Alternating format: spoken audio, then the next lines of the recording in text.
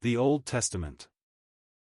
Forever, O Jehovah, thy word is settled in heaven. Psalms 119 verse 89.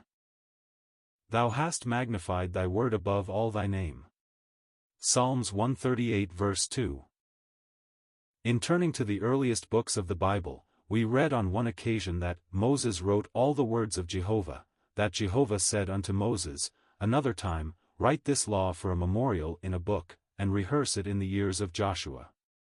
Again, we read that Moses was commanded to write, and Moses wrote this song according to the commandment of Jehovah, and taught it the children of Israel, and that he also wrote their goings out according to their journeyings, by the commandment of Jehovah. Exodus 24 verse 4, 17 verse 4, Deuteronomy 31 verses 19 to 22, Numbers 33 verse 2. Moreover, it is clear that Moses was conscious that the word he gave Israel had divine authority. He said, It shall come to pass, if thou shalt hearken diligently unto the voice of the Lord thy God, to observe and do all the commandments which I command thee this day, that Jehovah thy God will set thee on high above all the nations of the earth. His writings, therefore, are called the Book of this Law, and the Covenant, and his statutes which are written in this book of the law. And Moses wrote this law, and delivered it unto the priests. Deuteronomy 28 verses 1 and 61, 29 verse 21, 30 verse 10, 31:9. We find in the books of Moses such words as, Jehovah said unto Moses, over and over again. Sometimes it is added, Speak unto Aaron thy brother, or, to the children of Israel, or to the priests, and afterward we read it was done, and it is frequently said, as Jehovah commanded Moses. Joshua, also having been assured by direct communication from Jehovah of the divine origin and authority of the writings of Moses, was also taught that his own success in the service of God would be connected with his observing to do all that Moses commanded. He was told to turn not from it, to the right hand or to the left. The book of the law shall not depart out of thy mouth, but thou shalt meditate therein day and night, that thou mayest observe to do according to that which is written therein, for then thou shalt make thy way prosperous, and then thou shalt have good success. Joshua 1 verses 7 to 9.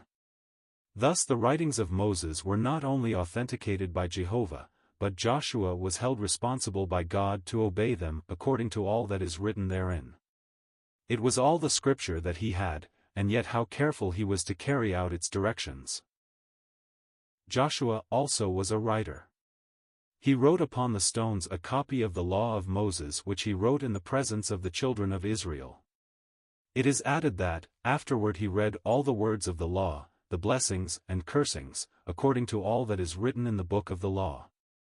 Deuteronomy 27, Joshua 8 verses 32 to 35. It is scarcely possible to have a clearer testimony to the inspiration and divine authority of the books of Moses. The prophet Samuel also was a writer. He told the people the manner of the kingdom, and wrote it in a book, and laid it up before Jehovah. 1 Samuel 10 verse 25. Isaiah, too, was a writer. We read that Isaiah the prophet, the son of Amos, wrote the acts of Isaiah first and last. 2 Chronicles 26 verse 22. Jeremiah wrote in a book all the evil that should come upon Babylon. And Jeremiah said unto Sariah, When thou comest to Babylon, and shalt see, and shalt read all these words, then shalt thou say, O Jehovah, thou hast spoken against this place. Jeremiah 51 verses 60 to 62. Daniel had wonderful things revealed to him by God in dreams, and visions, and by the angel Gabriel. We read that he wrote the dream. He also acknowledged the divine inspiration and authority of the ancient scriptures, for he tells us that he understood by books the number of years, whereof the word of Jehovah came to Jeremiah the prophet, that he would accomplish 70 years in the desolations of Jerusalem, and he also recognized the divine authority of what is written in the law of Moses, and noted in the scripture of truth.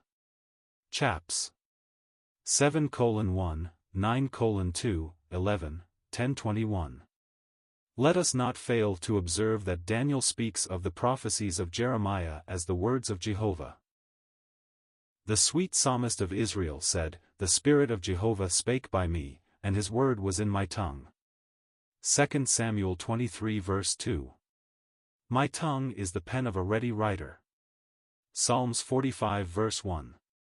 The wise man also exclaimed, "Have not I written to thee excellent things?" Proverbs 22 verse 20.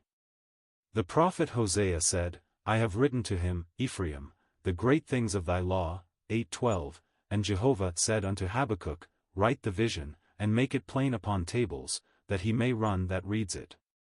Chap. 2:2.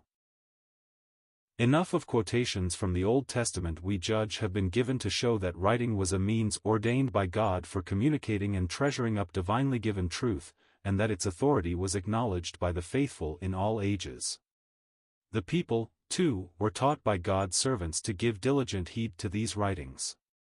When the children of Israel should have a king, Moses said, "He shall read therein all the days of his life, that he may learn to fear Jehovah his God, to keep all the words of this law, and their statutes to do them."